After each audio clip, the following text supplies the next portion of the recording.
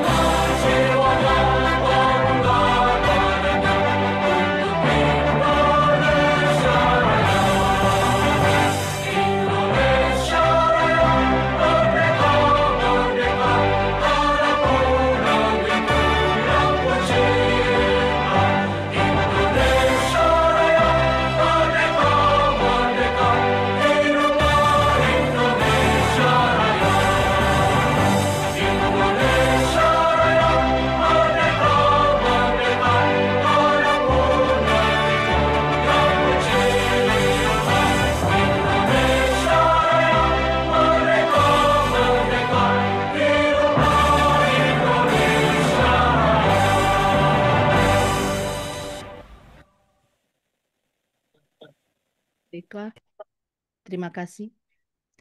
Acara berikutnya untuk memulai acara pada pagi hari ini, marilah kita bersama-sama membacakan doa oleh Bapak Dr. Eko Sudarmanto. Kami persilahkan layar dan Zoom-nya.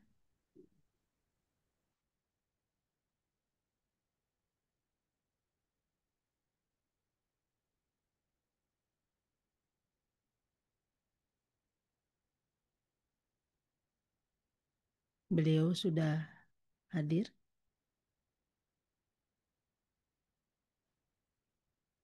dokter.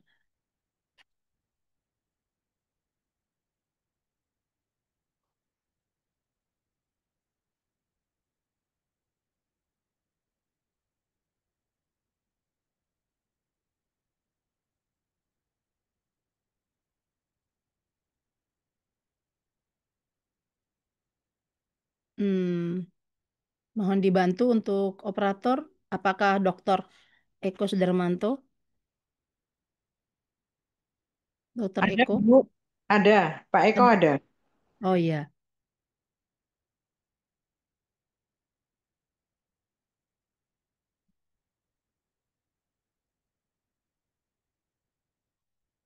Apa kita membaca profil dulu ya? Dokter Eko belum hadir. Bisa Bu Aina? Bisa. Oke, baiklah. Acara berikutnya adalah pembacaan profil ICMI oleh Ibu Doktor Lucy MSA. Kami persilahkan. Baik, terima kasih Ibu Aina. Selamat pagi Bapak dan Ibu Bu, semua. semua. Pagi hari ini izinkan saya untuk membacakan profil ICMA. Mohon operator Bapak Fikri untuk membantu share screen ya. ICMA itu memiliki moto bersatu bersinergi dan berkolaborasi. Diawali dengan sambutan dari Ketua Umum ICMA yaitu Bapak Raffles Ginting SEMAK. Intinya menyatakan bahwa saat ini kita ada di tengah perkembangan pesat dan tantangan bidang akuntansi modern, sehingga peran akademisi muda itu sangat vital, baik itu meneliti, mengajar, maupun mengembangkan pendekatan baru yang relevan dengan kebutuhan industri dan masyarakat. Melalui berbagai program ya yang dilakukan oleh ICMA, para akademisi muda dapat memperluas jaringan dan bertukar gagasan dalam lingkungan yang inspiratif dan dinamis, sehingga memperkuat kualitas riset dan pengajaran. Adapun visi daripada ICMA itu adalah menjadi organisasi yang mampu mewujudkan generasi dosen muda profesional dan kompeten di bidang akuntansi untuk mengembangkan ide dan inovasi terkini dalam melaksanakan tridharma perguruan tinggi serta mampu melahirkan bibit unggul sebagai generasi penerus bangsa dalam membangun dan memajukan bangsa Indonesia. Tolong next slide Pak ke misinya. Oke. Adapun misinya ICMA itu seperti dilihat ya di slide itu ada 8, tetapi saya tidak akan bacakan semuanya. Yang jelas itu mendukung dan mensupport dari baik itu pendidikan atau pengajaran, penelitian, serta pengabdian masyarakat melalui kolaborasi riset, kemudian juga ada pengembangan karir dan lain sebagainya. Next. Adapun sebelum itu ICMA itu diawali dengan perbincangan sederhana ya beberapa dosen muda akuntansi di April 2018 sampai kepada penandatanganan akte notaris itu di Juli 2021. Kemudian ICMA melakukan dies natalis yang pertama di Universitas Pancasila pada tahun 2022. Kemudian dies natalis yang kedua di Universitas Binus 2023. Kemudian tahun lalu yang ketiga di UPN Veteran Yogyakarta tahun 2024. Sementara tahun ini akan diadakan di Bali ya. Semoga nanti banyak anggota ISMA yang bisa mengikuti Dies Natalis meramaikan. Adapun program kerja ISMA itu bermacam-macam ya. Ada banyak ya, ternyata ada juga webinar seperti pagi hari ini, tetapi bisa jadi kualitatif. Kalau kualitatif itu kebanyakan hari Sabtu, kalau hari Minggu ini memang rata-rata kuantitatif. Ada juga yang pekan webinar hari Rabu itu terkait dengan bagaimana kita bisa mempublish Scopus. Kemudian ada juga webinar terkait dengan writing for scientific. Ada juga bermacam-macam ya. termasuk di dalamnya itu adalah bedah buku, itu juga ada, kemudian kolaborasi riset antar anggota IJMA, ada juga kelas pendampingan dan mentoring riset. Jadi monggo yang merasa perlu didampingi, bergabunglah dengan kelas pendampingan dan mentoring riset, atau mungkin yang merasa butuh kolaborasi antar anggota IJMA, silahkan. Ada juga bermacam-macam ya, ada juga terkait, next slide-nya Pak, harmoni bedah buku ya, talk show juga ada, lalu ada juga bagaimana kita melakukan penelitian tetapi memanfaatkan aplikasi ChatGPT, itu juga pernah, dan sekarang ini juga ada di dalam webinar mingguan. Nextnya ada juga terkait dengan ini salah satu ketika kita melakukan webinar di 26 Oktober ya, waktu Dies Natalis, Harmony and Innovation to Foster Synergies Academic and Fulfilling the Three Pillars of Higher Education, yang dimana dihadiri oleh Prof. Cindy dari Jepang.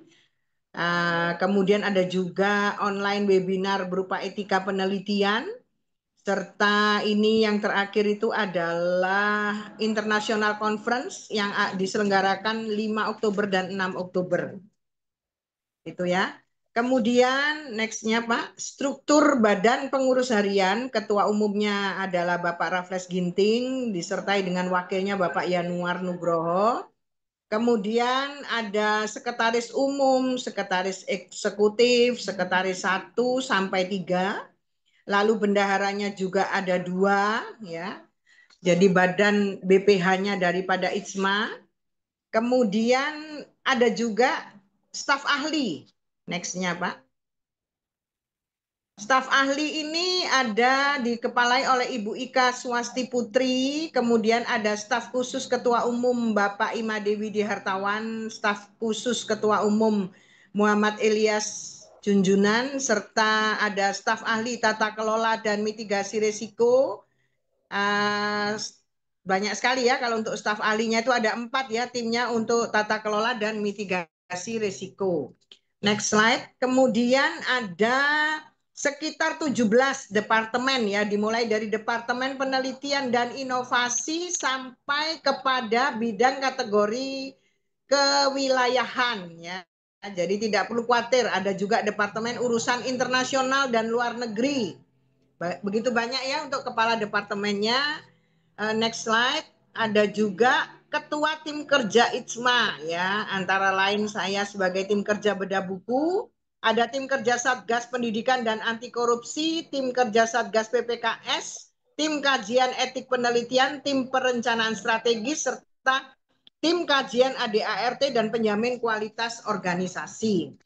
Seperti tadi sudah disebutkan bahwa next slide-nya ada kewilayahan ya, yang dibagi menjadi 13 wilayah ya, mulai dipimpin oleh Bapak Dr. Nicholas Renaldo yang hari ini sebagai pembicara,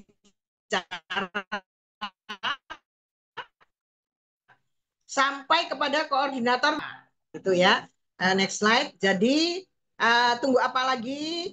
Biarlah kita mau menjadi bagian dari keluarga besar IJMA. Cara pendaftarannya ada bit.ly/daftar IJMA 2025 dengan kontak person Dwirani Fauzi Lestari.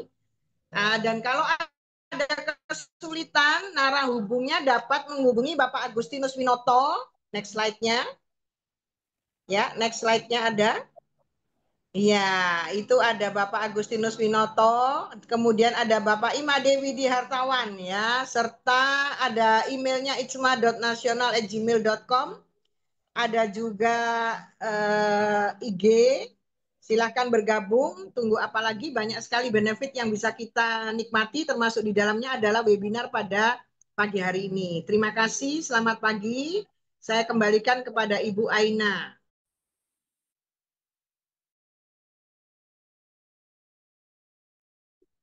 Baik Ibu Lucy, Dr. Lucy, terima kasih atas pembacaan profil ICMI-nya.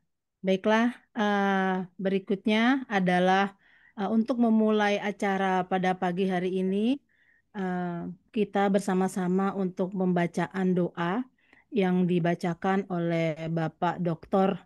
Eko Sudarmanto. Kami persilahkan Bapak. Baik, terima kasih Bu Aini, Bu Aina atas waktunya. Baik, Bapak Ibu sekalian, sebelum kita lanjutkan ke tahap berikutnya, marilah kita berdoa menurut agama dan keyakinan masing-masing, dan saya pandu dengan cara Islam. Bismillahirrahmanirrahim. Alhamdulillahirabbil alamin. Ya Allah, Tuhan yang Maha Kuasa, segala puji dan syukur kami panjatkan kehadirat-Mu atas limpahan rahmat, hidayah, serta kasih sayang-Mu. Sehingga pada pagi hari ini kami dapat berkumpul dalam kegiatan webinar yang diselenggarakan oleh Ikatan Pendidikan Muda Akuntansi (ICMA) dengan tema Desain Penelitian Modern, Strategi, Inovasi, dan Adaptasi Metodologi di Era Digital. Ya Allah, Tuhan yang Maha Bijaksana, kami mohon kepadamu, berikanlah berkahan dan kelancaran kepada acara kami ini.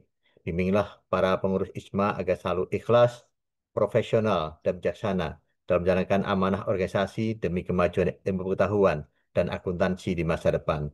Ya Allah, Tuhan yang Maha memberi ilmu, kami mohon rahmat dan petunjuk-Mu bagi seluruh panitia yang telah berusaha dengan tulus untuk menjalankan kegiatan ini. Jadikanlah jerih payah mereka sebagai amal kebaikan yang mendatangkan ridho-Mu. Ya Allah, Tuhan yang Maha Mengatur, limpahkanlah hikmah dan keberkahan-Mu kepada narasumber kami hari ini, Bapak Dr. Nicholas Renaldo, SMM, yang telah meluangkan waktu dan ilmunya untuk berbagi pengetahuan kepada kami semua. Karuniakanlah kepadanya keikhlasan dan kesehatan agar beliau terus dapat menginspirasi banyak orang.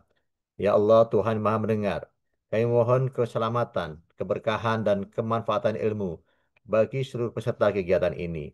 Jadikanlah ilmu yang kami peroleh pada hari ini sebagai bekal untuk meningkatkan kualitas diri kami dalam berkontribusi pada masyarakat, bangsa, dan negara. Ya Allah yang Maha Pengampun, ampunilah dosa-dosa kami, dosa kedua orang tua kami, para guru dan dosen kami.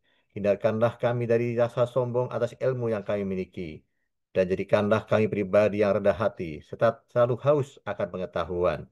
Ya Allah, yang Maha Pengampun doa, perkenankanlah doa dan harapan kami ini. Jadikanlah acara ini sebagai langkah awal yang penuh berkah untuk membuka wawasan dan pemahaman kami dalam menggali desain riset yang lebih baik di masa depan. Rabbana atina fid dunya hasanah wa fil akhirati hasanah wa qina adzabannar.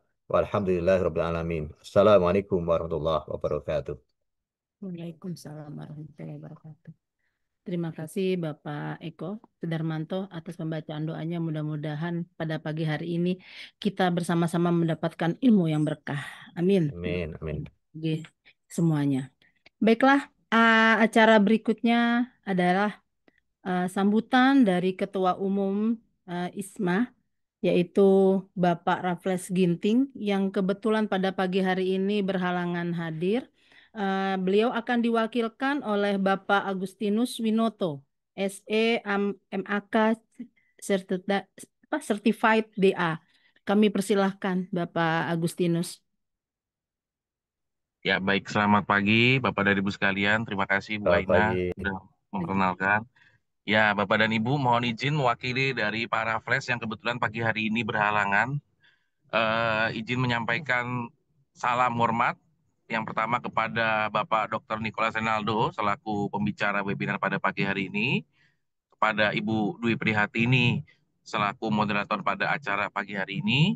Bapak Ibu Panitia, dan tentunya para hadirin yang sudah hadir pada acara webinar kita pagi hari ini dengan tema Desain Penelitian Modern, Strategi, Inovasi, dan Adaptasi Metodologi di Era Digital. Tentunya topik webinar pagi hari ini menjadi sangat penting bagi kita, terutama para pendidik, untuk menyiapkan tridharma kita, yaitu penelitian. Maka dengan itu kita sebagai peneliti, sebagai dosen, kita tentunya harus memiliki update ilmu yang matang, yang baik, agar bisa ikut terus beradaptasi dengan perkembangan zaman. Saya berharap agar webinar hari ini berjalan dengan baik, dan tentunya kepada para hadirin dapat mendapatkan ilmu yang semaksimalnya. Oke, tanpa berpanjang kata lagi, maka dengan ini webinar pagi hari ini dengan resmi dibuka. Oke, saya kembalikan ke Bu Aina. Terima kasih. Terima kasih Bapak Agustinus. Baiklah, untuk acara berikutnya adalah sebelum pada kita berfoto bersama, gitu agendanya. Sebelum nanti terakhir takut lupa, baiklah Bapak Ibu untuk on kamera, kami persilahkan kepada Bapak Ibu untuk on kamera. Terlebih dahulu kita foto dulu pagi ini. Eh, Pak Fikri, mohon didokumentasikan.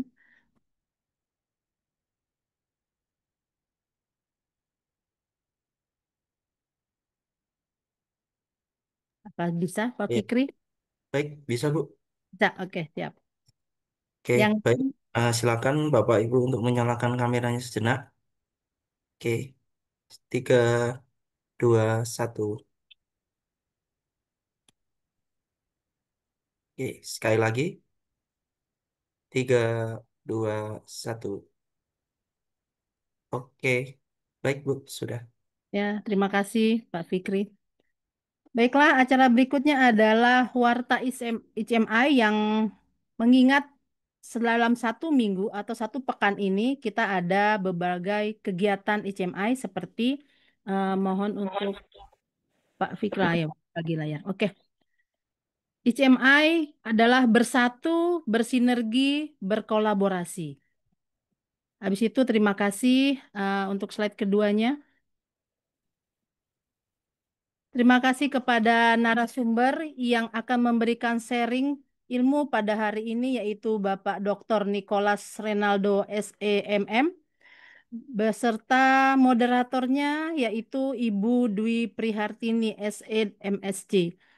Yang kedua adalah terima kasih kepada panitia yang sudah mempersiapkan kegiatan webinar hari ini yaitu Ketua Panitia adalah Ibu Mega Norsita SEMCA AK, CSR, CSRA, dan CCT. Sekretaris Panitia adalah Aprina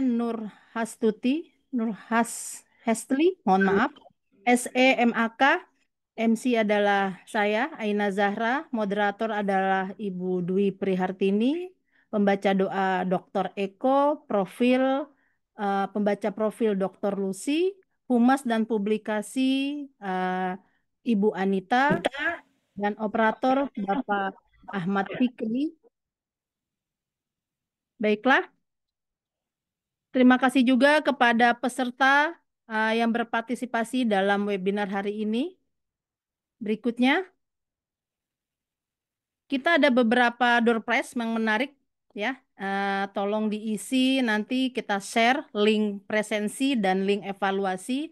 Nanti ada door prize untuk diundi pada saat Disnatalis ICMI yang keempat. Oke, selanjutnya Bapak. Halo Sobat Cendekia, mari ikuti rangkaian kegiatan sepekan bersama ICMA yang akan berlangsung mulai Minggu, tanggal 29 Juni hingga Minggu, tanggal 6 Juli tahun 2025. Berikut jadwal lengkapnya. Minggu, tanggal 29 Juni tahun 2025, pukul 8 waktu Indonesia Barat, topik webinar, Desain Penelitian Modern, Strategi, Inovasi, dan Adaptasi Metodologi di Era Digital, dengan narasumber, Dr. Nicholas Renaldo, SEMM. Minggu, tanggal 29 Juni tahun 2025, pukul 10 waktu Indonesia Barat, topik webinar, Rahasia Lolos Serdos 2025, Trik Jitu dan Update Terbaru, dengan narasumber, Dr. Nurmala Ahmar. Rabu, tanggal 2 Juli tahun 2025, pukul 18.30 waktu Indonesia Barat, topik webinar, Strategi Menulis Artikel Ilmiah Bebas Plagiarisme Sesuai Standar Scopus, dengan narasumber, Aloysius Heri Mukti, SE, MSAK, PhD. Sabtu, tanggal 5 Juli tahun 2025, pukul 7.30 waktu Indonesia Barat, topik webinar, Etika Wawancara, Antara Data dan Kemanusiaan, dengan narasumber, Dwi Cahyo Utomo, MA, PhD, AK, CA. Sabtu, tanggal 5 Juli tahun 2025, pukul 10 waktu Indonesia Barat, topik webinar, Etika Penulisan Buku dengan AI, Artificial Intelligence, dengan narasumber, Dr. Nicholas Renaldo, SE, MM.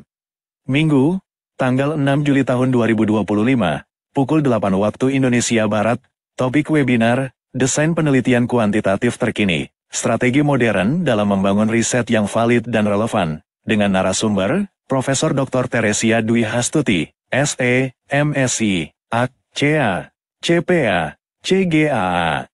Minggu, tanggal 6 Juli tahun 2025, pukul 10 waktu Indonesia Barat, topik webinar, Paradigma Penelitian Kuantitatif dan Kualitatif, dengan narasumber, Profesor Dr. Teresia Dwi Hastuti, SE, MSI, AK, CA,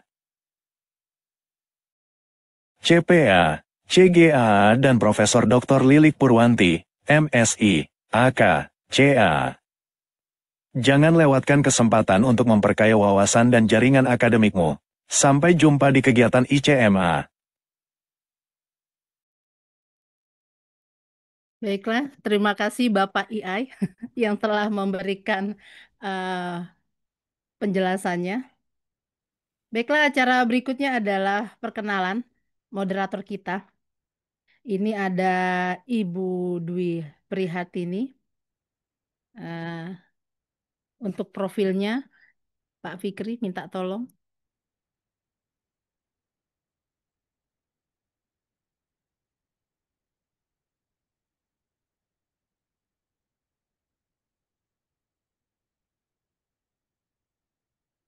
Oke. Profil dari Ibu moderator kita pada pagi hari ini adalah Ibu Dwi Prihatini ya. Prihatini, SEMST, alamat di Pontianak. Ada nomor telepon beliau. Emailnya adalah dwi.prihatini@ekonomi@untan.ac.id ya. Terus pengalaman beliau adalah sebagai dosen tetap jurusan akuntansi di Universitas Tanjung Pura Pontianak. Eh, anggota sebagai anggota Satuan Pengawas Internal Universitas Tanjung Pura Pontianak. Pendidikan beliau adalah S1 di Universitas Tanjung Pura Pontianak, S2-nya 2009 yaitu di Magister Sains Akuntansi Universitas Gadjah Mada, Yogyakarta.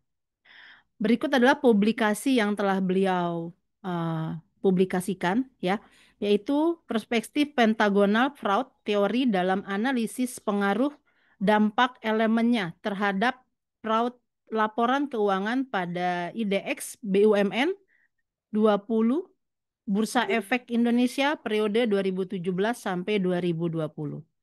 Jurnalnya adalah Jurnal Ilmiah Manajemen Ekonomi dan Akuntansi. Silakan di volume 5 nomor 3 tahun 2021. Dengan akreditasinya adalah Sinta 4. Baiklah, ini adalah profil dari Ibu Dwi Prihartini selaku moderator kita pada pagi hari ini.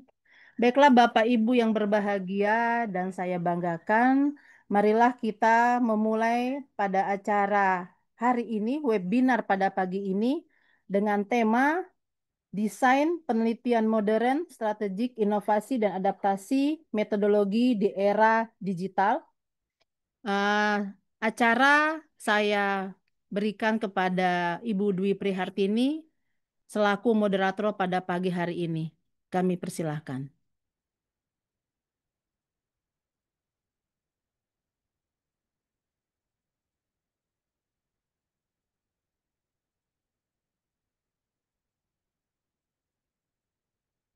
Ayo, silahkan Ibu. Suara saya apakah sudah terdengar? Belum. Nah, udah. Sekarang sudah Ibu.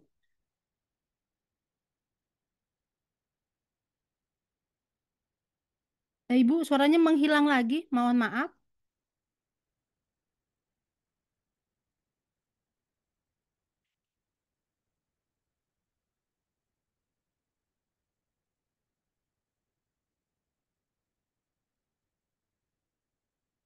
Bisa, Ibu?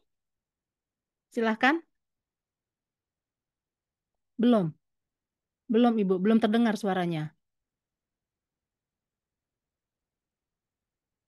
Apa audiens yang lain sama dengan saya belum terdengar? Iya, belum terdengar, Bu. Iya, terima kasih. Ya belum.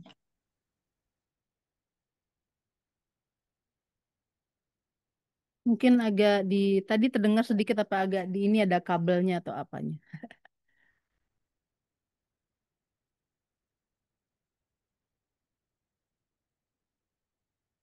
Oh, beliau mungkin keluar dulu, nanti masuk lagi ke Zoom.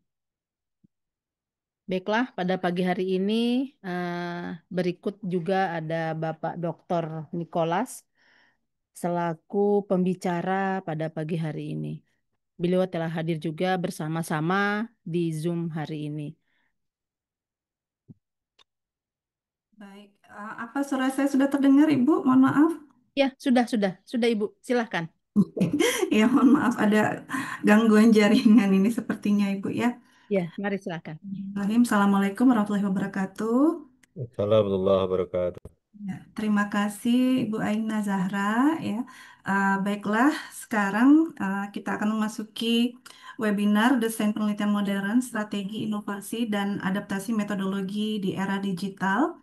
Nah, tetapi sebelum itu mungkin kita sapa dulu pemateri kita yang luar biasa. Ini apa boleh saya dibantu untuk menyampaikan CV beliau ya?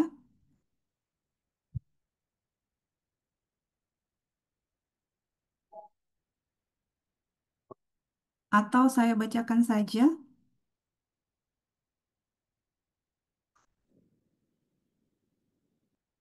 Baik, terima kasih.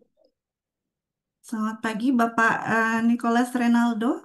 Sudah bergabung? Iya, selamat pagi. Selamat pagi. Baik, berikut ini adalah kurikulum vitae dari beliau, Bapak Nicholas Renaldo. Eh, Bisa dilihat ya alamat, kemudian emailnya itu di CV sudah terpampang. Lahir di Pekanbaru 9 Agustus 1995. Ya, kemudian akademik posisinya di situ adalah lektor ya. Kemudian dari edukasi itu S1-nya itu di STIE Pelita Indonesia, kemudian Master in Financial Management itu juga di STIE Pelita Indonesia, kemudian Doktor in Accounting dari Universitas Trisakti Indonesia. Baik, dan sekarang ini sedang ongoing yang mengambil dari Bachelor in Information System dari Universitas Terbuka Indonesia. Nah, di sini juga ada non-formal education history, kemudian ada organizational experience beliau dari tahun 2016 sampai dengan 2024 ya. Kemudian dari pengalaman kerja yaitu dari tahun 2014 sampai dengan sekarang ya beliau menjadi direktur on PT Sierra Cahya Harmony dan juga itu sekarang menjadi Chair of International Forum on Digital Economy and Technology Advancement. Kemudian ada sertifikat, mungkin bisa di-scroll ke bawah ya. Nah, iya. Oke, ini dari tahun 2021 sampai dengan tahun 2023. Wah, juga bisa bahasa Indonesia, Inggris, dan juga Chinese ya. Baik. Nah, mungkin nanti bisa dilihat juga itu di Google Scholar-nya beliau. Ada Scopus ID, ada Orchid ID, Sinta, ya, Garuda, kemudian Web of Science, PDDikti, kemudian juga bisa dilihat di sini ada produk atau prototype, dan ada teaching experience. Ya, bisa di-scroll lagi mungkin itu ya. Awalnya dari tahun 2017 itu asisten di Text Introduction Operation Research. Kemudian sampai dengan tahun 2025 ini Financial Technology Digital Marketing. Dan banyak sekali academic achievement ya dari pembicara kita ini sampai di tahun 2024 itu adalah Best Lecturer Under 30 Years in Indonesia. Ya, juga ada Professional Achievement ya dan juga ada National and International Intellectual Property Right. Kemudian juga ada National and International Books. Itu bisa nanti dilihat di Sinta. Ya, oke. Nah, ini ada juga link dari eh, apa ini National and International Guest atau expert speaker dan juga moderator ya. Nah, ada YouTube juga nanti mungkin bisa ya dibagikan CV beliau ini jika memungkinkan ya. Nah, di sini ada berbagai kegiatan beliau juga menjadi speaker, kemudian partisipan seminar, ada eh, sampai dengan tahun 2025 ya. Dan aktivitas beliau lainnya ini banyak sekali, ada research grant achievement.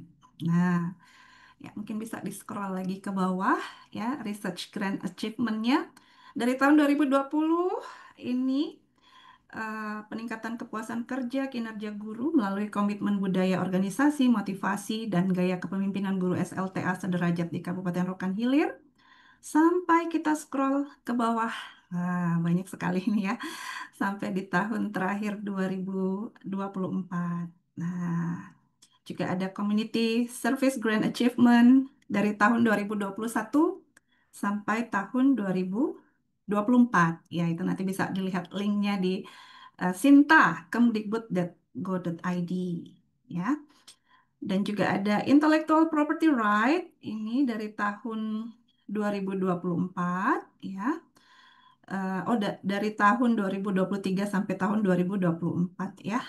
Nanti juga bisa itu dilihat linknya di sintakemdikbud.go.id. Nah, baik, langsung saja ini kita sapa lagi Bapak Nicholas Renaldo. Selamat pagi. Selamat pagi. Pagi, iya. Hari ini kita akan berbincang-bincang dan juga nanti mungkin ya ada sesi tanya jawab terkait dengan desain penelitian modern, strategi inovasi dan adaptasi. Mungkin nanti rundownnya ini sekitar 30 menit ya. Itu akan ada pemaparan dari Bapak Nicholas, kemudian nanti 30 menit berikutnya itu baru kita akan mulai sesi tanya jawab. Baik, Bapak Nicholas silahkan materinya. Ya, baik. Mohon sebentar ya, Bu. Saya siapkan dulu. Saya pakai dua device nanti. Ya, silakan Bapak.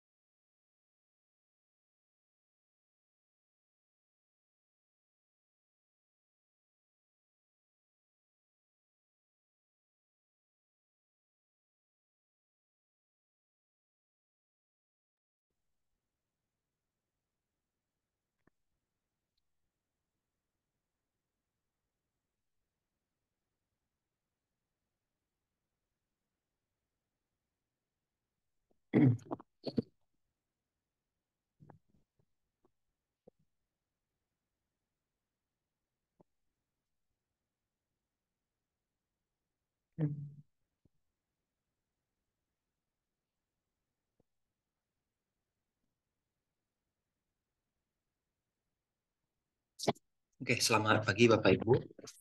Saya hormati pada Ketua IKMA, Bapak Raffles, pada Bapak Ibu Panitia, pada para peserta, selamat pagi kita ucapkan. Puji syukur kepada Tuhan karena atas rahmatnya kita bisa berkumpul pada kesempatan pagi ini di dalam webinar desain penelitian modern, strategi inovasi dan adaptasi, metodologi di era digital.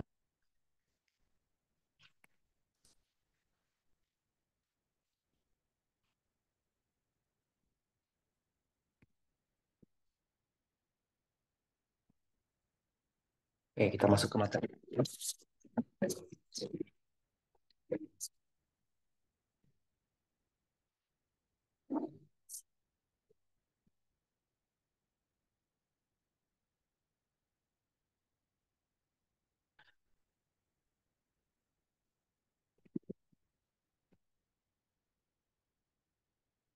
Oke, kita masuk ke pendahuluan. Nanti apabila suara saya mulai menghilang, tolong infokan ya, Bapak Ibu. Siap, Yang Bapak. pertama, ya, terima kasih. Konteks perkembangan era digital dan dampaknya terhadap penelitian. Di era digital, teknologi telah mengubah secara fundamental bagaimana cara kita mengakses, mengelola, menganalisis, dan menyebarluaskan pengetahuan. Beberapa hal yang menandai perubahan ini. Yang pertama, ledakan data atau data explosion. Big data, IoT, medsos, dan sensor digital menghasilkan data dalam jumlah sangat besar yang dapat digunakan untuk penelitian. Kecerdasan buatan dan otomatisasi membantu peneliti menganalisis data lebih cepat, akurat, dan kompleks. Yang ketiga, kolaborasi global berbasis teknologi. Peneliti kini tidak dibatasi lokasi. Kolaborasi lintas negara dapat dilakukan melalui platform digital. Yang keempat, transformasi literasi akademik. Peneliti perlu menguasai literasi digital dan literasi data, bukan hanya metodologi klasik. Yang terakhir, akses terbuka dan transparansi. Munculnya gerakan open science, preprint, dan open access mendesak peneliti untuk lebih terbuka dan kolaboratif. Dampak positifnya percepatan waktu riset, data lebih bervariasi dan relevan secara real-time, kemudahan dalam visualisasi dan penyajian hasil. Dampak negatifnya, risiko plagiarisme dan manipulasi data digital, ketergantungan pada perangkat lunak atau algoritma, dan tantangan etika dan keamanan.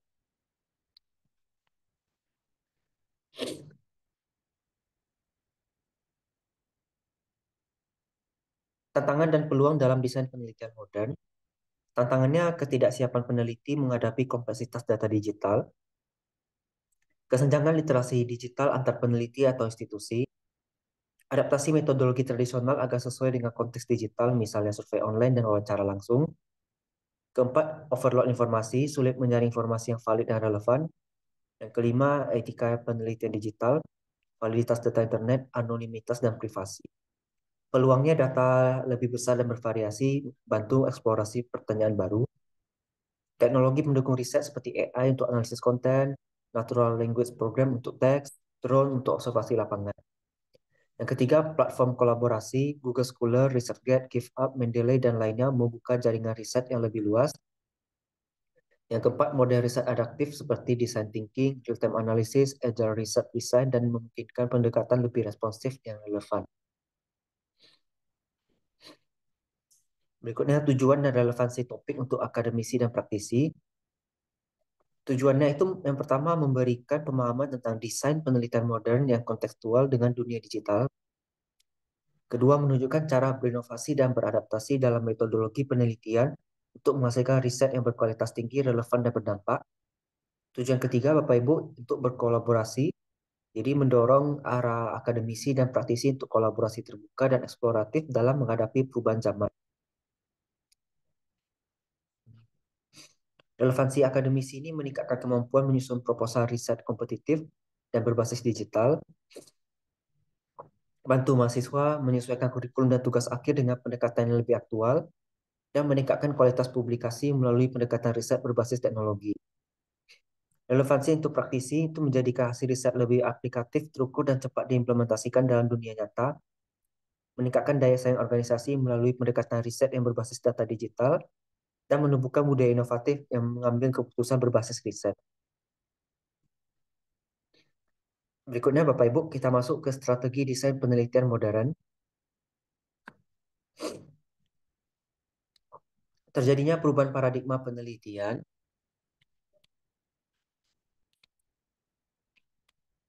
di mana ada kuantitatif, kualitatif, dan mixed method.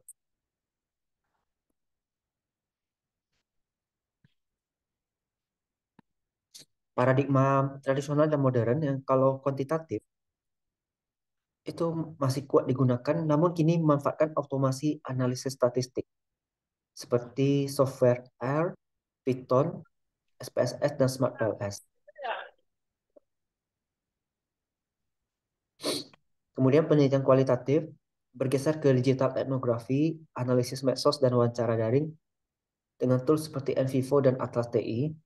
Terakhir, mixed method semakin populer karena menggabungkan kekuatan eksplorasi dan pengujian data dalam satu desain fleksibel dan komprehensif. Transformasi digital ini lebih fleksibel, memadukan metode konvensional dan digital. Peneliti tidak lagi terikat pada batas metode, melainkan pada kesesuaian metode dengan konteks dan sumber data.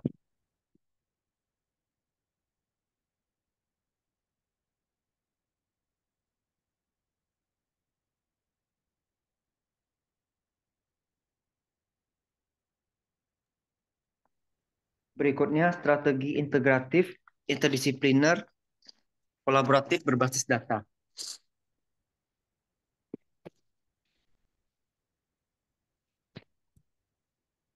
Menggabungkan ilmu, interdisipliner itu menggabungkan ilmu, kalau kita akuntansi, bisa kita gabung dengan ilmu komputer. Ya, terakhir itu ada.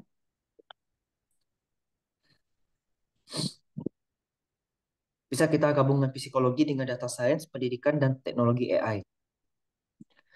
Contoh akuntansi lingkungan, IoT, dan AI itu sistem pemantauan emisi berbasis sensor dan pelaporan akuntansi otomatis.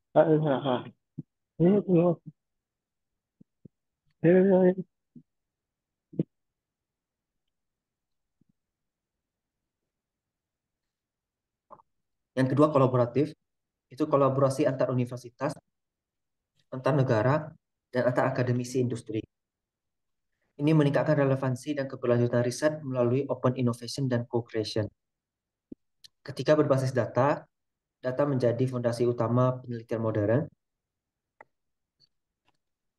Data primer bisa berasal dari API, media sosial, e-commerce, wearable device, dan lainnya. Peneliti dituntut memahami data literasi, cleaning, visualization, dan analisis berbasis machine learning. Penentuan masalah penelitian di era big data dan AI. Perubahan dalam penentuan masalah, ini pola tren yang muncul dari data besar. Jadi bukan hanya teori dan observasi ya Bapak Ibu. Kemudian teknik seperti text mining, predictive analysis,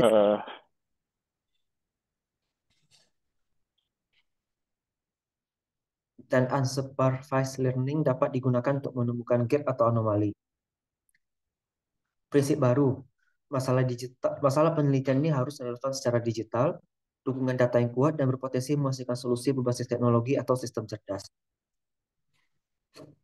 Contoh kasus strategi desain penelitian terkini ada di akuntansi, itu penelitian lingkungan dengan integrasi sistem informasi dan dashboard digital. Ada Smart Eco Ledger, Environmental Accounting Information System, ini prototipe yang saya buat tahun 2024 kemarin. Ini sudah menggabungkan akuntansi, lingkungan, dan IoT. Kemudian di bidang pendidikan itu bisa penggunaan AR atau VR dalam pembelajaran dan evaluasi efektivitasnya dengan mixed method. Bidang bisnis dan manajemen ada sentimen analisis di medsos untuk mengukur persepsi merek, dan di teknologi informasi bisa model prediktif dalam cyber security. Berikutnya inovasi dalam metodologi penelitian. Bapak Ibu bisa menggunakan teknologi digital, ada cloud based, dan ada AI automation tools. Cloud based ini bisa Google Drive, OneDrive, Mendeley, Zotero. Ini menyimpan dan berbagi data serta referensi secara real time. Kalau Google Forms, Microsoft Forms ini survei daring dan otomatisasi input data. Kemudian AI dan automation tools ini ada ChatGPT, Gemini, Cloud ini untuk penyusunan kerangka awal, sintesis literatur, atau analisis awal teks. AutoML, RapidMiner untuk mempermudah non-programmer dalam mengaplikasikan machine learning. Kemudian reference manager dengan AI seperti Site AI dan Research Rabbit.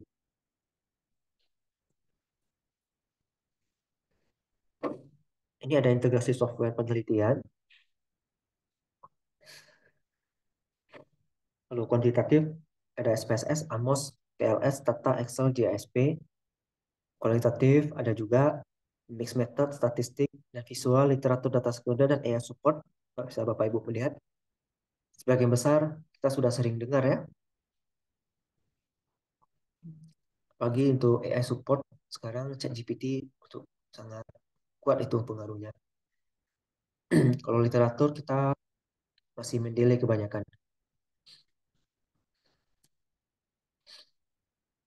Kemudian penggunaan metode baru, ada etnografi, ini sebenarnya online etnografi.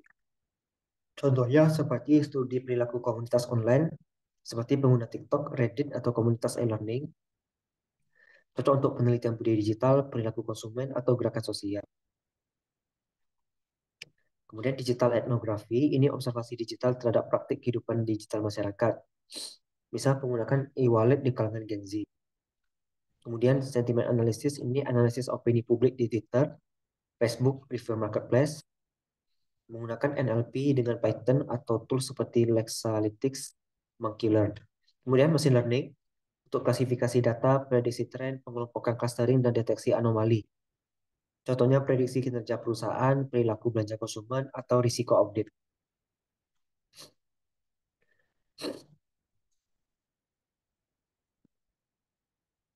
Berikutnya data real time dan open data sebagai sumber penelitian.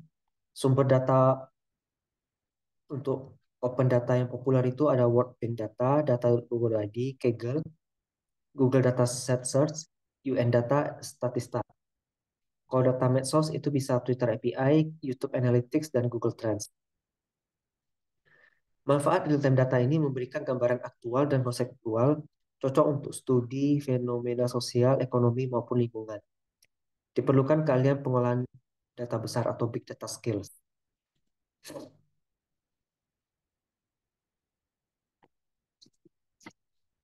Kemudian ada studi kasus atau best practice inovatif. Ada Smart Eco Ledger yang tadi kita ceritakan. Ini menggunakan sensor IoT untuk mencatat emisi. Kemudian data ditransmisi ke cloud, diolah oleh AI untuk buat laporan akuntansi lingkungan secara otomatis. Yang kedua, ada contohnya sentimen analisis dalam riset kepuasan pelanggan. Data kita ambil dari Twitter dan Google Review, diambil otomatis. Kita lakukan cleaning, analisis pakai Python, dan hasil diklasifikasi menjadi positif, netral, atau negatif. Digital etnografi pada pembelajaran jarak jauh, ini observasi interaksi siswa di Google Classroom dan WhatsApp Group, analisis pola komunikasi, partisipasi, dan motivasi belajar.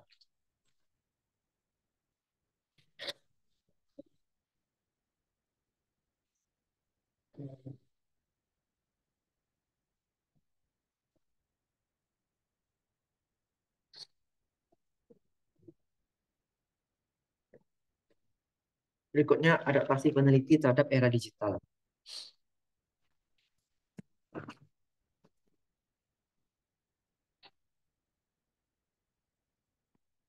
Kompetensi kunci yang harus dimiliki itu digital literasi yang pertama.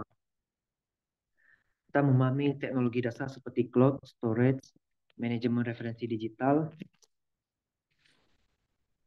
dan tools kolaborasi daring. Kemudian data skill, kemampuan membaca, membersihkan, visualisasi, dan interpretasi data, terstruktur maupun tidak. Kemudian AI Assisted Thinking ini memanfaatkan alat bantu AI secara etis untuk eksplorasi dan efisiensi penelitian. Yang keempat, adaptability, siap menghadapi perubahan cepat dalam teknologi dan platform penelitian. Tools yang kita kuasai itu Zotero Mendeley untuk manajemen referensi, ChatGPT ini untuk asistensi ide, RStudio, SPSS untuk analisis data, Google Scholar Alerts, dan Scopus AI untuk update literatur. Nah, literasi data ini adalah kemampuan membaca dan menilai kualitas data. Kita juga mampu memahami format data seperti CSV, JSON, SQL, API, dan logika statistik dasar. Penting untuk menganalisis tren, pola, dan prediksi. Kemudian literasi informasi, itu kita mampu membedakan sumber yang valid dan hoax. menguasai teknik pencarian literatur yang efektif dan pengelolaan sumber secara sistematis, penting dalam fase literatur review dan perumusan gap riset. Literasi teknologi, kita mampu menggunakan teknologi untuk mendukung seluruh siklus penelitian, dari desain, pengumpulan data hingga publikasi, termasuk penguasaan platform e-journal, repositori publikasi, dan medsos akademik, ResearchGate, Academia. Kolaborasi virtual ini seperti International Research Team, Open Science, dan publikasi digital. Kolaborasi ini menggunakan Zoom, Slack, Notion, Google Docs untuk riset tim lintas negara, meningkatkan visibility, akses dana, dan citasi internasional. Open Science Movement ini berbagi data, instrumen, dan hasil secara transparan, seperti via osf.io, Pixar, Zenodo. Ini membuka peluang replikasi, validasi, dan peningkatan kualitas riset. Publikasi digital ini contohnya jurnal open access preprint server seperti RXIV, SSRN, dan publikasi berbasis AI. Pemanfaatan Altmetrics itu jumlah unduhan, pembaca, dan share di medsos untuk menilai dampak riset. Nah, berhubung dengan AI, kita harus punya etika juga dalam integritas akademik di penelitian digital. Tantangan etika yang baru ini adalah plagiarisme digital, copy paste dari AI atau publikasi daring tanpa kutipan, manipulasi data digital, editing hasil survei atau eksperimen tanpa transparansi, ghostwriting, dan penggunaan AI secara tidak etis. Solusinya, selalu jelaskan penggunaan AI dalam metode penelitian, gunakan tools mendeteksi plagiarisme, Turnitin, Grammarly, GPT-0. Turnitin, kalau yang fitur yang berlangganan itu bisa untuk deteksi AI juga ya, Bapak Ibu. Kemudian terapkan prinsip FAIR, findable, accessible, interoperable, dan reusable. Etika digital itu tidak sama dengan etika konvensional, Bapak Ibu. Diperlukan regulasi baru, kesadaran baru, dan kepemimpinan etis dalam transformasi akademik. Nah, implikasi dan rekomendasi. Dampak desain penelitian modern ini terhadap mutu dan relevansi hasil riset. Dalam mutu penelitian ini bisa meningkat jika data valid dan real-time digunakan. Metodologi adaptif dan teknologi terkini diterapkan.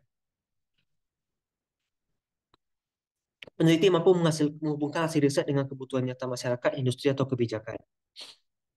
Relevansi meningkat jika isunya aktual, seperti sustainability, digitalisasi, perubahan iklim, pendekatan interdisipliner, contoh akuntansi dan AI. Hasil riset mudah diakses, dipahami, dan digunakan ulang oleh pihak lain atau open science. Desain yang baik tidak hanya menghasilkan publikasi, tapi juga dampak. Rekomendasi untuk peneliti pemula dan dosen pembimbing. Untuk peneliti pemula, kuasai minimal 2 digital skill, seperti software analisis, manajemen referensi, kemudian mulai riset kecil berbasis data terbuka dulu, open data, kalau kita bisanya pakai Google Trends, itu kan open data ya, Bursa Efek juga open data, aktif di komunitas akademik, seperti ResearchGate, Zotero Groups, di ISMA ini juga termasuk ya, komunitas akademik. Untuk dosen pembimbing ini mendorong mahasiswa eksplorasi metodologi baru, mixed method, digital etnografi, dan machine learning. Kalau ini berikutnya beri ruang untuk penggunaan AI secara etis dan terarah. Tidak bisa kita pungkiri ya, mahasiswa bimbingan kita sudah pasti itu menggunakan AI, ChatGPT, DeepSeek, ataupun sejenisnya. Kita harus membimbing mereka dengan cara yang benar ya. Kemudian terapkan sistem pembimbingan berbasis kolaborasi, bukan instruksi satu arah. Kita harus bangun pola pikir adaptif dan terbuka terhadap perubahan. Peran institusi dalam kebijakan kampus mendukung inovasi penelitian. Institusi perlu menyediakan akses legal ke software riset seperti SPSS, NVivo, Smart PLS, dan lain. Membuat pelatihan rutin AI for Research, Big Data, Etika Digital. Membentuk unit dukungan penelitian digital seperti helpdesk, trainer, peer review. Dan kebijakan kampus harus memperbolehkan dan mengarahkan penggunaan teknologi AI dengan panduan etika, menghargai output non-tradisional seperti dataset publik, prototipe digital, open access paper, mendukung kolaborasi lintas prodi dan internasional secara aktif. Kampus adalah ekosistem, bukan hanya tempat publikasi, tapi juga inovasi. Ini ada kesimpulan, ada 5 hal. Era digital telah mengubah landscape penelitian. Peneliti dituntut adaptif secara metodologi. Teknologi digital ini untuk peluang efisiensi, kolaborasi, dan inovasi. Literasi data, literasi digital, dan etika AI itu perlu. Dan institusi harus menjadi ekosistem riset digital.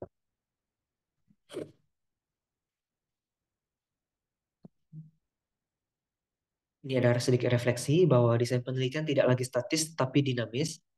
Riset masa depan itu kolaboratif dan lintas negara, data real time dan algoritma prediktif, dan inovasi metode. Etnografi digital, machine learning, mixed method, AI assisted. Peneliti tidak cukup mengikuti metode tapi harus mendesain metode yang relevan dengan tantangan zaman. Transformasi digital bukan sekedar perubahan alat tapi perubahan pola pikir ilmiah. Ini ada sedikit quotes dan ajakan inspiratif. In the digital era, research is no longer about finding the right answers. It's about asking the right questions and the right tools in the right context. Mari kita tidak hanya menjadi peneliti yang produktif, tapi juga peneliti yang progresif, yang terus mencari cara baru, etis, dan berdampak dalam membangun ilmu pengetahuan.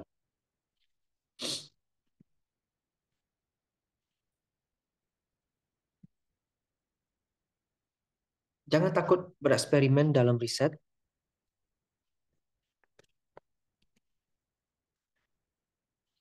Di era ini keberanian mencoba sering lebih penting dari kepastian metode.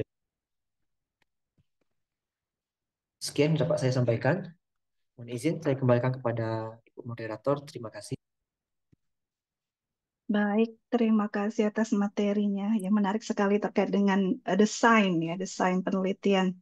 Tadi mungkin sudah dipaparkan ada strateginya, ya bagaimana kita melakukan inovasi sebagai seorang peneliti, kemudian beradaptasi ya karena di era digital ini perkembangan artificial intelligence ya itu harus kita tahu dan juga kita kuasai untuk ya agar kita bisa meneliti dengan lebih baik lagi. Baik, Bapak Ibu, silahkan kita masuk ke sesi tanya jawab. Ini ya, silahkan yang ingin mengajukan tanya jawab langsung mungkin kepada Bapak Nicholas itu bisa langsung raise hand atau bisa juga itu melalui kolom chat ya. Nah, baik, ini kita langsung saja ke kolom chat dulu ya, Bapak Nicholas ya. Nah, ini ada pertanyaan dari Permata Ayu Widyasari menanyakan ini apakah ada AI atau automation tools ya untuk thematic analysis. Contohnya ini dari 100 PDF AI-nya bisa mengusulkan tema-tema dari paper tersebut. Ya, terima kasih. Mungkin bisa dijawab dulu ini Bapak Nicholas dari Permata Ayu. Ya, terima kasih.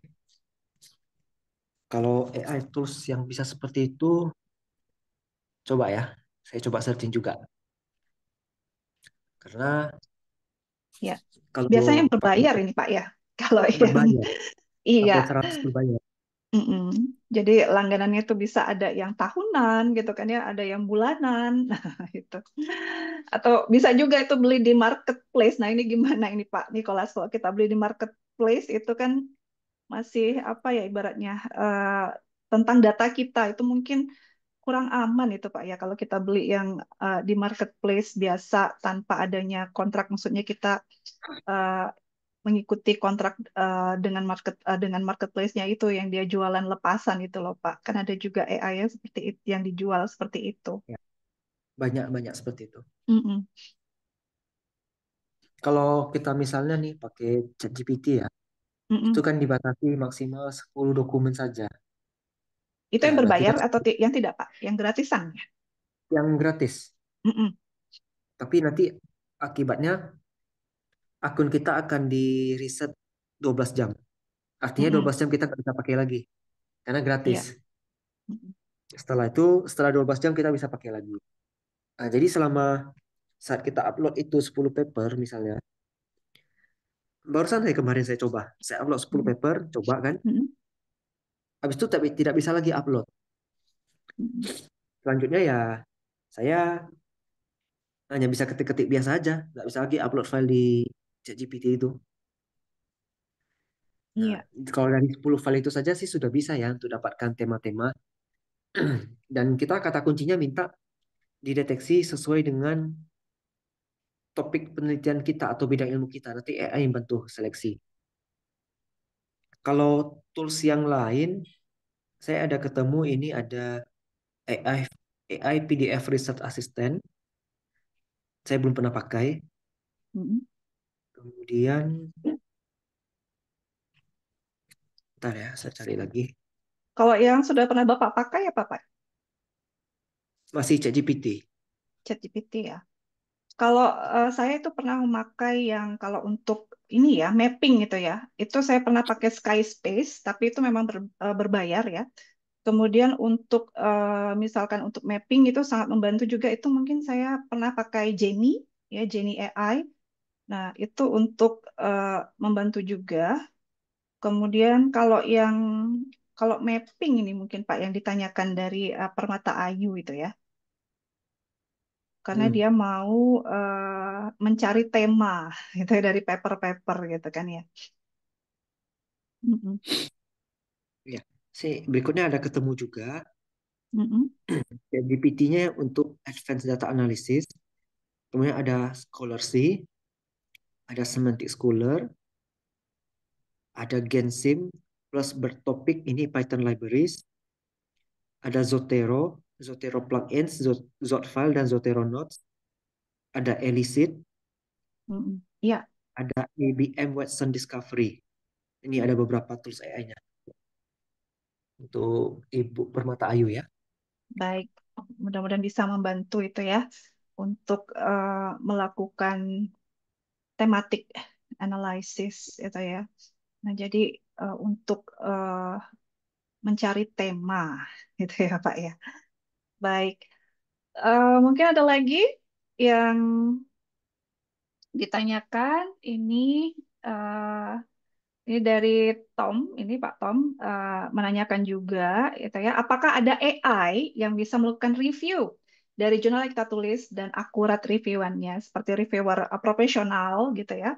Kemudian mungkin bisa dicontohkan untuk kita dibantu AI dalam menulis di bagian metodologi dan referensi itu seperti apa, itu ya silakan Pak Nicholas.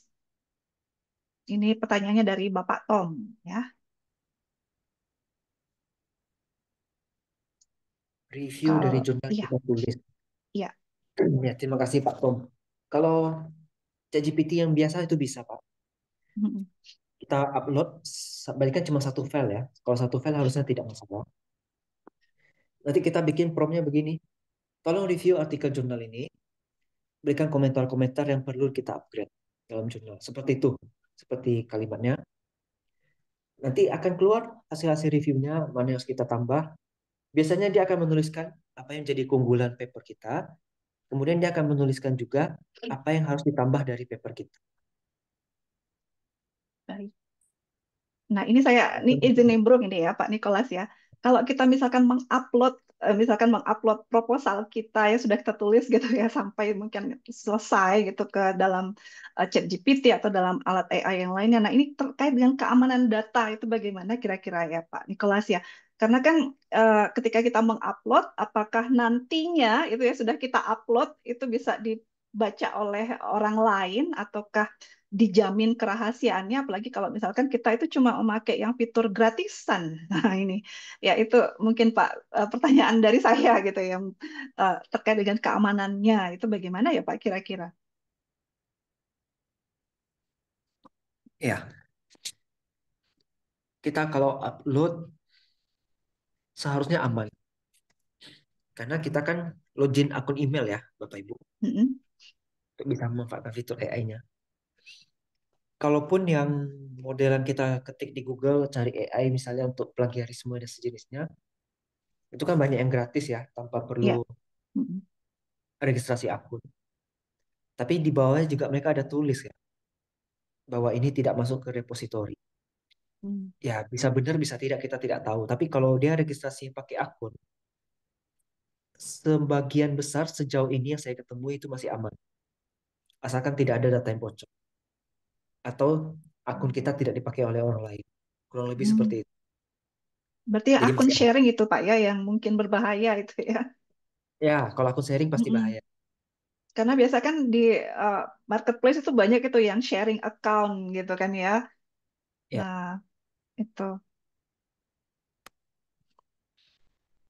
Sampai itu ada dosen pembimbing saya dulu menyatakan katanya, kalaupun kita memasukkan itu ke misalkan proposal kita ataupun hasil penelitian kita misalkan ke ChatGPT atau apa, itu katanya tidak tidak usah dimasukkan satu file, tapi dipotong-potong saja gitu. Tapi memang ya ya, hasilnya ya nggak maksimal itu ya Pak ya. betul. Oke, baik itu eh, mungkin tadi bisa kembali ke pertanyaannya Pak Tom ini. eh, Pak Tom ini mungkin bisa contohkan gitu ya, kalau apa bantuan AI itu dalam menulis. Nah, itu ya penulisannya di metodologi dan kemudian referensi tadi prompt-nya itu tadi Pak. Ya, betul. Kita atur promnya supaya bisa menjadi reviewer profesional. Mm, Kalau perlu reviewer setara Scopus gitu kita tulis. mm. Berarti di prompt-nya itu harus kita jelaskan ini Pak ya. Nanti AI-nya itu berfungsi ataupun dia bertugas sebagai apa gitu ya. Kemudian kalau bisa itu juga kita latih gitu ya, Pak ya, AI-nya itu ya. Iya, memang harus dilatih. Mm-mm. Nah, seberapa sering itu melatihnya itu Pak? Kalau Apa saya harus hampir tiap tiap hari, hari? Tiap hari ya Pak? saya hampir tiap hari. Mm-mm. Saya kasih latihan-latihan, Mm-mm. saya kasih jurnal-jurnal saya Mm-mm. yang sudah terbit populer ya, supaya dia bantu Mm-mm. ngecek, bantu review. Baik, jadi nanti kalau setiap hari misalkan kita input data kita gitu ya, ibaratnya kita melatih sang AI-nya ini nanti AI-nya itu juga akan lebih cepat gitu Pak Nikolas ya. Ketika dia mau berfungsi sebagai reviewer ataukah dia berfungsi sebagai bantuan untuk mapping gitu ya Pak ya. Iya, betul. Jadi kalau kita misalnya pakai dua akun AI yang sama, misalnya ChatGPT, Mm-mm. yang satu akunnya sudah kita training 1 bulan, Mm-mm. sama yang satu lagi akunnya baru 2 hari kita bikin, Mm-mm. pasti beda hasilnya. Lebih lebih lebih pintar yang sudah kita latih lah istilahnya gitu. Ya, berarti memang ini kegiatan meneliti itu harus selalu berkelanjutan gitu ya Pak Nikolas Iya, ya. betul. Iya, Betul. setiap hari itu harus kita eh, membaca, kemudian kita review ya. Nah, itu kita harus login gitu ya setiap hari. Nah, oke, ini ada pertanyaan lagi dari Pak Tom. Apakah AI ChatGPT bisa mereview jurnal yang ditulis 70 halaman lebih atau ada AI lainnya ini, Pak? Ya, terima kasih Pak Tom atas pertanyaannya. Lebih dari 70 setahu saya juga bisa. Mm-mm. Jadi tidak ada masalah. Kalau AI lain ya bisa dicoba juga ya karena AI ini kan baru ya. Boleh dikatakan hampir tiap hari keluar AI model baru. Mm-mm. Ya kita sebagai pengguna ya kita coba dulu mana yang nyaman digunakan itu yang kita pakai seterusnya ya. Supaya konsisten juga. Jadi AI-nya itu Mm-mm. nanti lama-lama akan ngikutin kebiasaan kita. Jadi dia tahu nanti ketika kita ketik ini dia sudah tahu harus menjawabnya seperti apa. Mm-mm. Baik. Atau mungkin Pak Tom mau bertanya langsung ini kepada Bapak Nicholas, bisa on mic mungkin? Oh, iya, Bu. Saya cuma mau ini aja, Bu, agak agak bingung Iya. Mm-mm. kalimat yang kita cantumkan aja. Mungkin Pak Nikolas bisa contohkan, Pak, ya, kalimat yang kita cantumkan di bagian metodologi atau referensi. Kalau sebenarnya yang kita lakukan penelitian itu kebanyakan dibantu ChatGPT, cuma data-datanya dari kita, tapi kalimat-kalimatnya lebih banyak dibantu oleh ChatGPT. Mungkin saya agak bingung dilampirkan di bagian metodologi itu tulisannya apa ya, dan bagian referensinya. Mungkin boleh Oke. dicontohkan itu aja kita. Terima kasih. Kutipannya atau bagaimana Pak Tom?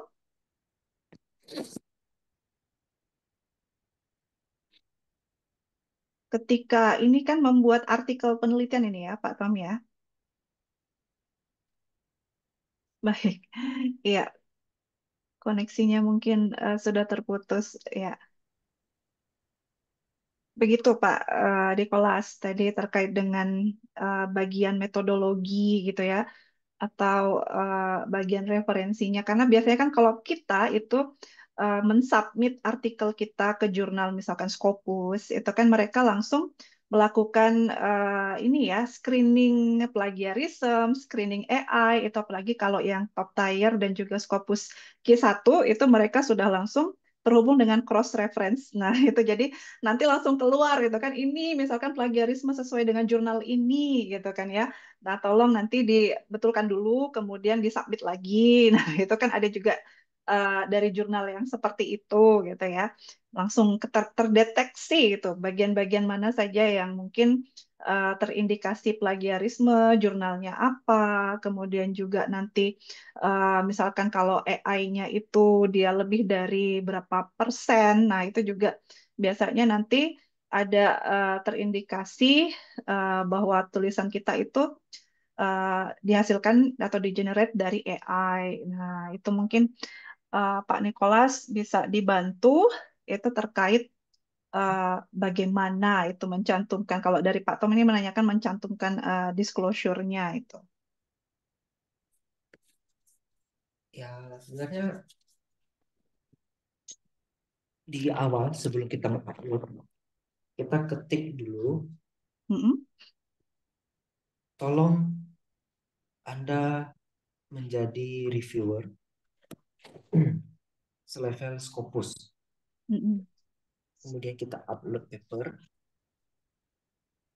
Nanti ketika mengupload itu kan kita masih bisa tulis teks. Lalu kita tuliskan, tolong di review. Misalnya Pak Tom mau fokus di metodologi saja. Tolong cek bagian metodologi. Apakah ini sudah sesuai dengan metode yang tepat untuk menganalisis data? Sudah kita enter saja. Nanti dia akan cek. Kalau sudah benar, pasti tidak akan 100% benar. Karena AI ini setiap kali kita tanya, dia akan menjawab. Jadi dia akan menjawab yang sudah benar yang apa, yang masih harus diperbaiki yang seperti apa. Nanti akan keluar hasilnya. Dari hasil itulah kita coba mengikuti. Kita perbaiki dengan saran-saran yang diberikan. Tapi ingat, saya yakin itu tidak bisa 100%. Karena pemikiran robot dengan pemikiran manusia itu pasti akan berbeda. Kalau saya seperti itu, Pak, caranya.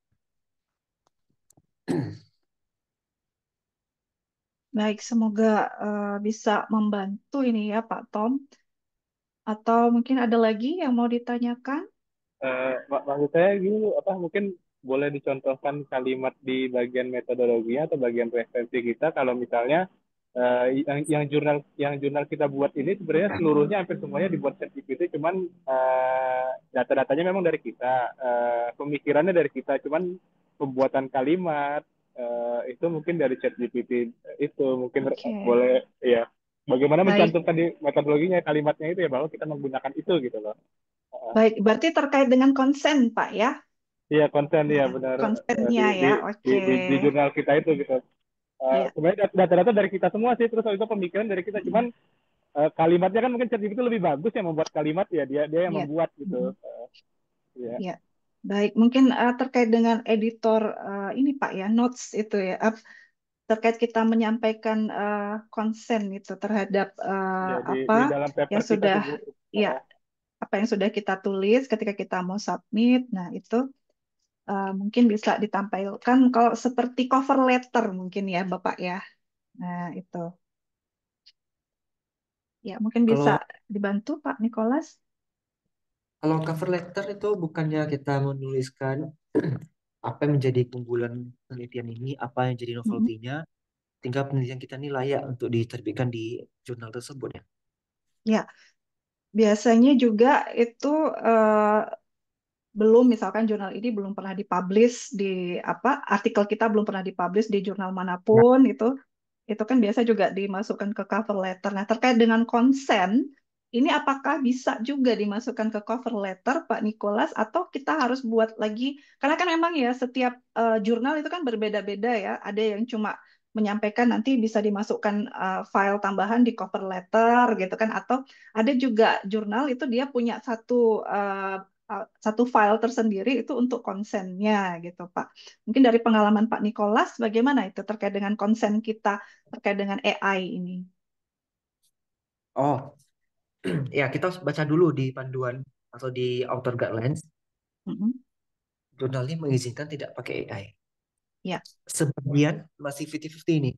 Ada yang Mm-mm. mendukung, ada yang tidak mendukung. Ya. Kalau yang tidak mendukung, maka di konsennya atau di cover letter ya kita harus tuliskan penelitian kita tidak ada menggunakan AI. Mm-mm.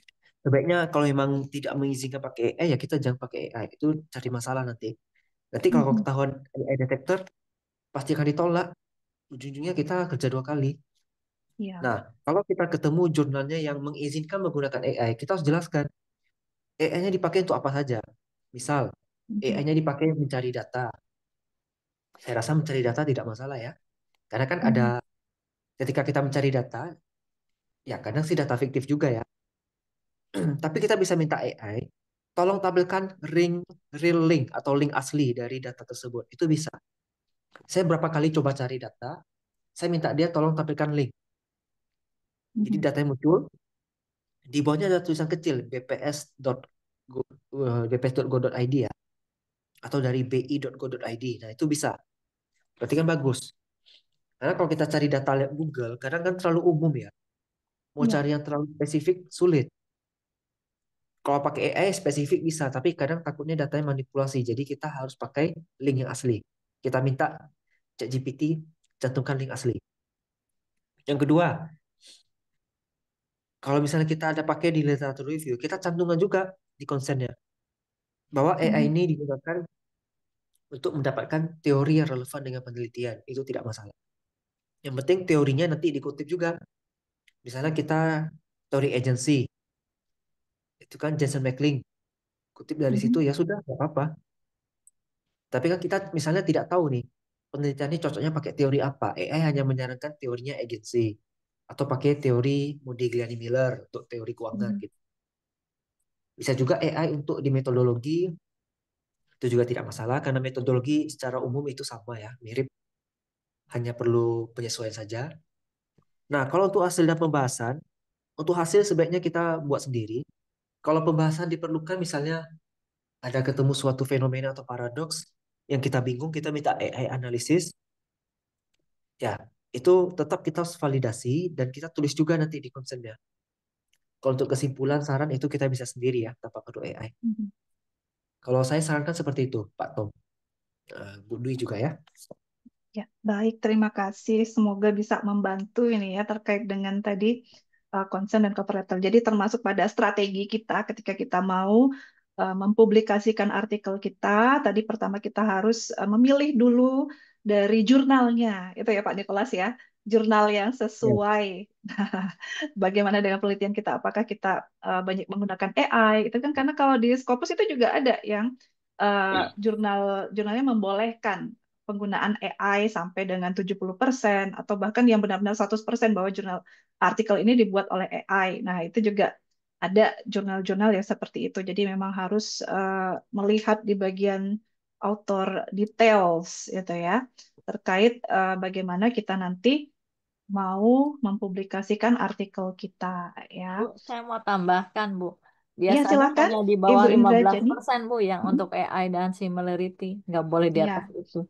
baik, mungkin bisa dibagikan Ibu pengalamannya ini di jurnal mana saja? Bukan jurnal, setara Mm-mm. conference saja sudah 15% Mm-mm. IEEE itu. Iya, secara conference ya sudah 15% untuk AI Dan dan juga similarity, jadi plagiarisme. masing-masing Ya. ada 2 kali Mm-mm. pengecekan. Biasanya Mm-mm. kayak IEEE itu punya pengecekan AI sendiri. Jadi Mm-mm. kalau kita nggak pinter-pinter malah ke reject gitu. Jadi mesti memang di parafrase atau gimana memang Mm-mm. pakai Grammarly aja udah dicap pakai AI. Jadi agak Mm. sekarang agak lebih sulit ya untuk supaya kita tembus jurnal apalagi yang Q1 ya, Ya, seperti itu. baik, terima kasih Ibu Indrajani. Ya.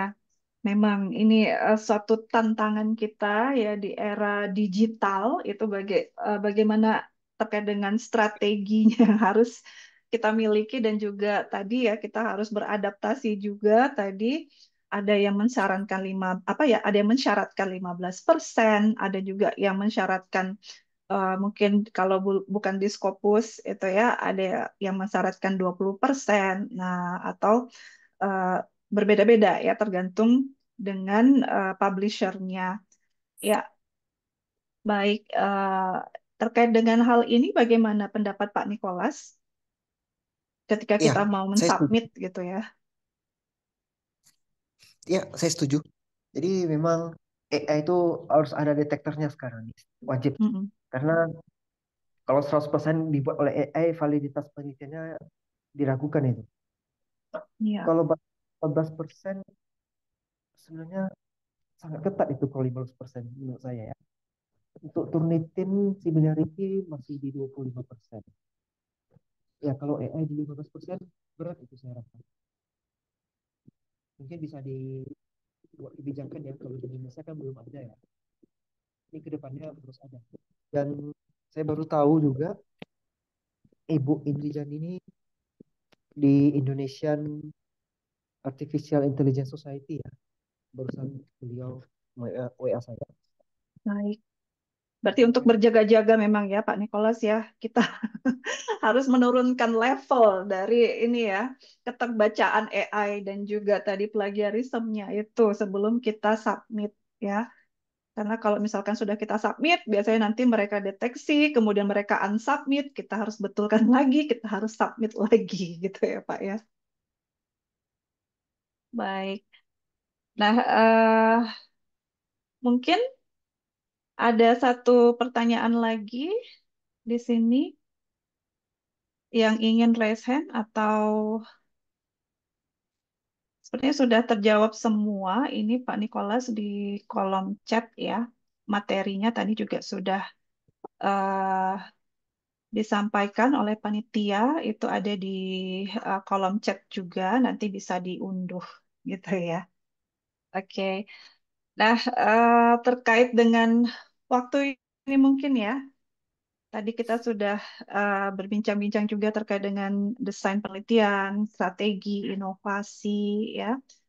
Jadi di sini tadi sudah disampaikan juga oleh Pak Nikolas bahwa era digital itu mengubah landscape penelitian secara fundamental gitu ya dari cara menemukan masalah itu tadi ya kita bisa mapping dengan bantuan AI. Kemudian tadi terkait dengan publikasi ya kita harus aware itu terhadap berapa sih level penggunaan AI kita, kemudian bagaimana dengan plagiarismenya.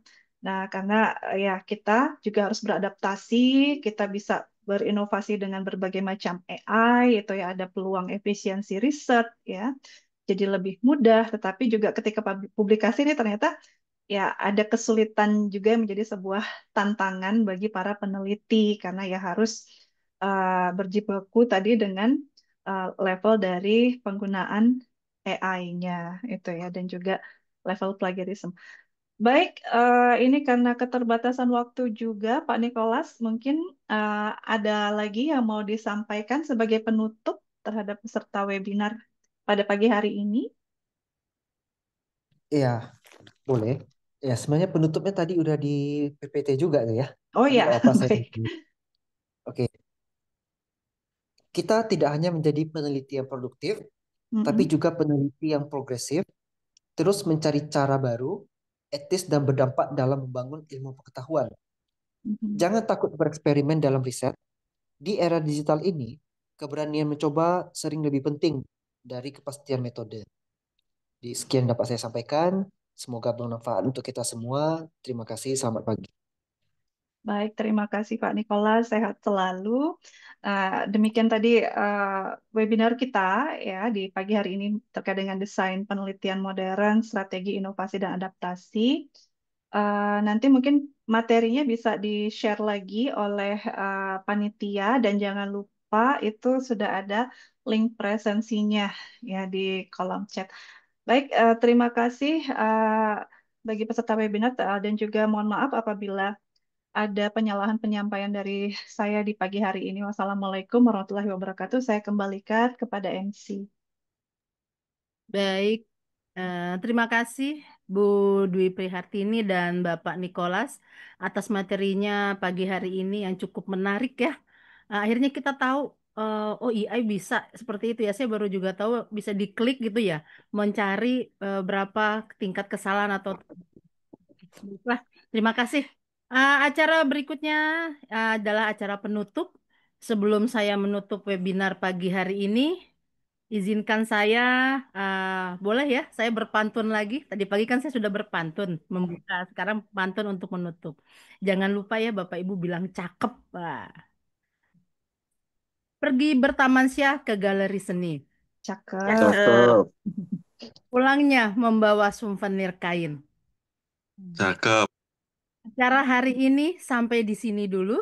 Semoga bisa berjumpa di kesempatan yang lain.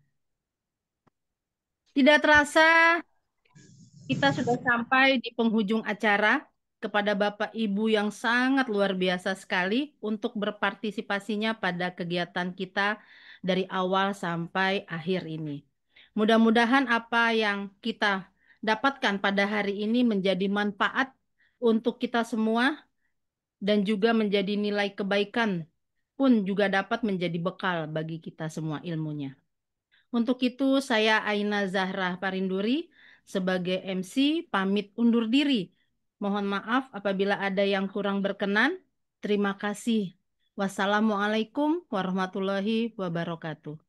Waalaikumsalam. Waalaikumsalam warahmatullahi Terima kasih Bapak wabarakatuh. Ibu. Terima kasih.